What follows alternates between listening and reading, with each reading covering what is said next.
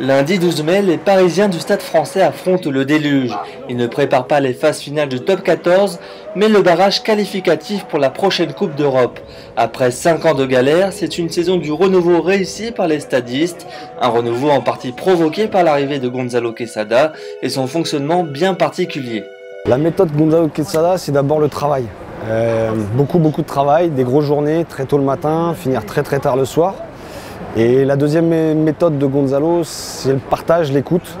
Il donne beaucoup de responsabilités à son staff.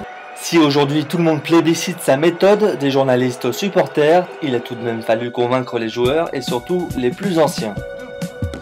Pour nous, les joueurs du Stade Français, c'était un entraîneur qui venait de Racing. Donc au début, on était un peu sceptique de sa venue, moi le premier.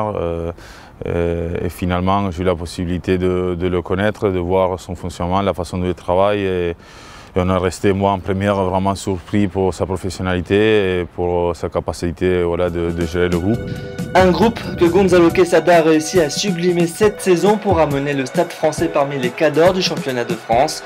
Dans le top 3 pendant 9 journées, le club parisien doit ce retour en tête d'affiche à son entraîneur qui prône la modestie et la discrétion. Il y a évidemment des méthodes, mais c'est surtout avoir des convictions, les partager, être toujours ouvert à d'autres avis, à apprendre et essayer d'être exemplaire dans tout ce qu'on va demander aux autres. Alors dès maintenant, il ne reste plus que 2 matchs capitaux contre les Wasps. Plus qu'une qualification en Coupe d'Europe, cela permettrait aux Roses et Noirs de sortir définitivement de l'ombre.